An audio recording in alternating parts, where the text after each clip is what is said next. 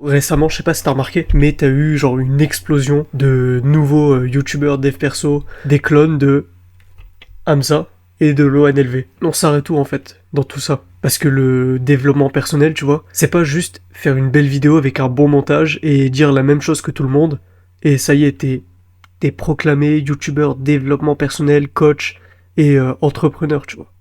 Ça se passe pas comme ça. T'as énormément de youtubeurs qui se lancent dans le développement personnel en étant jeunes, tu vois, mais sans forcément avoir le background, sans forcément avoir les preuves. Tous ces nouveaux, on va dire, youtubeurs qui se lancent sur les réseaux pour pouvoir créer une communauté et ensuite monétiser le contenu, tu vois. Il y a pas forcément, c'est pas forcément mauvais. C'est un parcours entrepreneurial comme un autre. Le problème, c'est que ça te met une mode, tout le monde recopie tout le monde, il y a aucune originalité. La seule chose qui différencie, c'est ta voix et le type de montage que tu fais. C'est pas ça le développement personnel. Le but c'est de s'améliorer, le but c'est de proposer du bon contenu.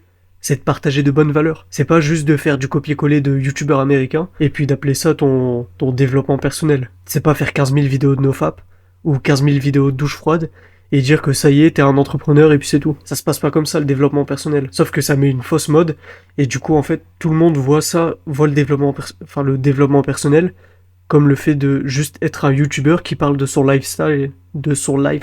Et c'est débile. Mais c'est une nouvelle mode qui est en train de se créer avec l'économie du créateur. Tu vas sur les réseaux, tu partages de la valeur, et puis une fois que tu as créé une communauté, tu la monétises avec des formations, des communautés privées, du coaching, etc. C'est que, tu vois, de base, faut aussi prendre le point de vue créateur et consommateur, tu vois. Moi, j'ai vu les deux.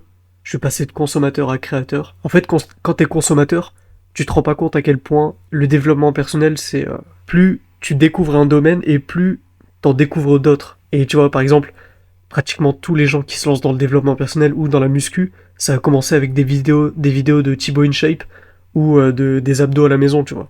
Pratiquement tous. Là où en fait on est en train de se retrouver dans une genre de sphère du développement personnel en mode NPC, en mode tout le monde se copie, tout le monde fait la même chose, et dès que, par exemple, un youtubeur américain perce avec un style de montage, avec un style de miniature, bah tout le monde va le copier. Et en fait, ça devient plus un partage de connaissances, de valeurs, mais ça devient juste de la création de contenu banal. Et c'est ça qui est un peu dommage, c'est qu'après le développement personnel il va perdre en valeur. De base, à l'époque, le développement personnel c'était en mode le truc qui va te différencier des autres. Sauf qu'aujourd'hui, bah y a rien qui te différencie en fait. Genre t'es juste en train de faire une autre vidéo nofap, t'es juste en train de faire une vidéo de douche froide, une vidéo de dopamine détox. La mode dopamine détox elle est incroyable. Hein. Ou aussi la mode avec le flow, avec tu sais l'œil au milieu pour remettre le haut.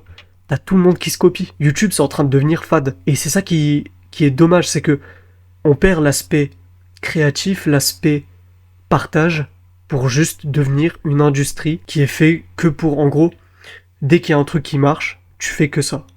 C'est nul, c'est débile. T'enlèves tout le plaisir, tout l'âme qu'il y a dans le sujet. Et puis je te le dis, si t'as besoin par exemple de une vidéo nofap, puis deux, puis trois, puis quatre, puis que tu fais que consommer, c'est que le problème il est pas réglé, c'est que t'es juste un consommateur. Et tu rentres exactement dans le piège de ce que veut le créateur de contenu. Que tu consommes ses vidéos encore et encore. Et maintenant le but c'est même plus de partager un maximum de connaissances, c'est juste de faire plus de vues. On les connaît ces youtubeurs nofap avec les miniatures. Imagine le process de trouver la miniature. C'est ridicule. Le développement personnel, il est limite en train de mourir, j'ai l'impression. Ou en tout cas, il est en train d'être dénaturé. Mais ça, c'est au consommateur aussi. Parce que le créateur en soi, créateur de contenu, son but, c'est de faire de l'argent. Donc, si le consommateur fait que consommer, sans agir, sans s'améliorer, c'est bénéf pour le créateur en soi. Et il va pas s'arrêter. Donc, fais gaffe à ta consommation de contenu. Et puis, sache que les youtubeurs développement personnel qui font des miniatures putaclic, qui font des montages ultra dynamiques, ultra stimulants, et qui parlent tout le temps des mêmes sujets, que tu vois tout le temps, leur but, c'est pas que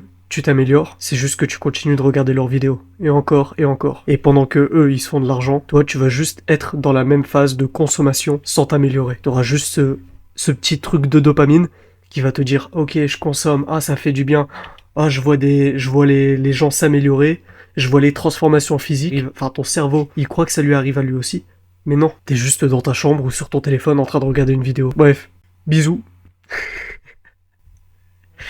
Bon, reste discipliné et deviens une force positive pour le monde. Salut.